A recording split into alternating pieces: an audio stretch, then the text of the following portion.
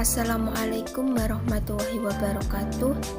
Kami dari kelompok 3 yang beranggotakan saya Rizka Deatul Azahro, Dini Hanifah, Muhammad Abdul Rashid Ridho, Kirai Himalina Nugroho, dan Rima Dwi Cahyanningrum yang akan mempresentasikan hasil diskusi kelompok kami mengenai tanggung jawab sosial dan etika. Etika manajemen. Etika adalah aturan-aturan atau prinsip yang merumuskan perilaku dalam benar ataupun salah. Nilai personal sebagai standar etika. Nilai personal sebagai standar etika dibagi menjadi 4, yaitu nilai valence. Yang pertama, nilai valence. Nilai valence adalah pandangan ideal yang mempengaruhi cara pandang, cara berpikir, dan perilaku dari seseorang. Yang kedua, nilai personal. Nilai personal adalah cara pandang, cara berpikir, keyakinan yang dipegang oleh seseorang. Yang ketiga, nilai personal. Nilai personal dibagi menjadi 2, yaitu nilai personal terminal dan nilai personal instrumental.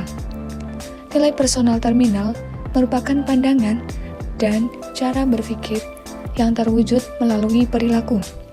Dan yang terakhir, nilai personal instrumental. Nilai personal instrumental adalah pandangan yang berpikir seseorang yang berlaku untuk segala keadaan dan diterima oleh semua pihak. Tanggung jawab sosial adalah kewajiban manajemen organisasi untuk membuat keputusan dan mengambil tindakan yang akan meningkatkan kesejahteraan masyarakat. Ada 4 kategori tanggung jawab sosial dalam bidang perusahaan, yaitu 1. Tanggung jawab ekonomi atau economic responsibilities. Tanggung jawabnya adalah menghasilkan barang dan jasa yang diinginkan masyarakat dan memaksimalkan laba rugi pemilik serta pemegang saham.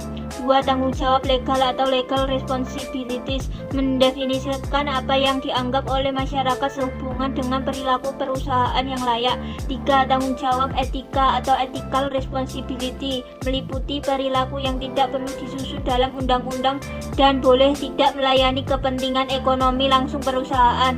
4. Tanggung jawab diskresioner atau discretionary responsibility adalah murni sukarela dan dituntun oleh keinginan sebuah perusahaan untuk memberi kontribusi sosial yang tidak diperintahkan oleh ekonom, undang-undang atau etika.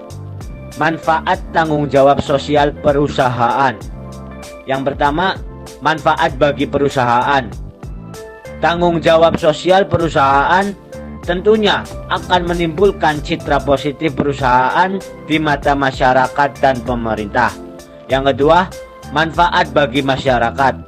Selain kepentingan masyarakat terakomodasi, hubungan masyarakat dengan perusahaan akan lebih erat dalam solusi win-win solution.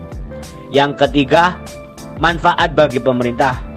Dalam hal ini, pemerintah merasa memiliki partner dalam menjalankan misi sosial dari pemerintah dalam tanggung jawab sosial.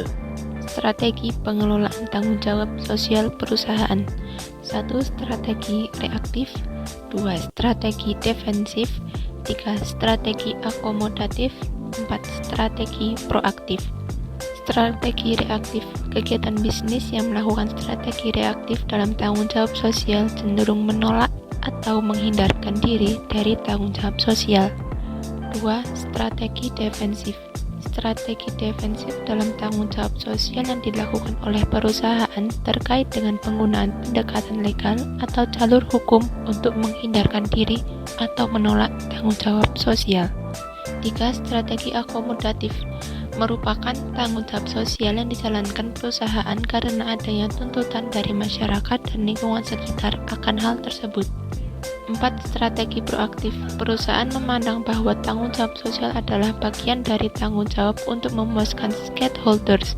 Jika stakeholders terpuaskan, maka citra positif terhadap perusahaan akan terbangun.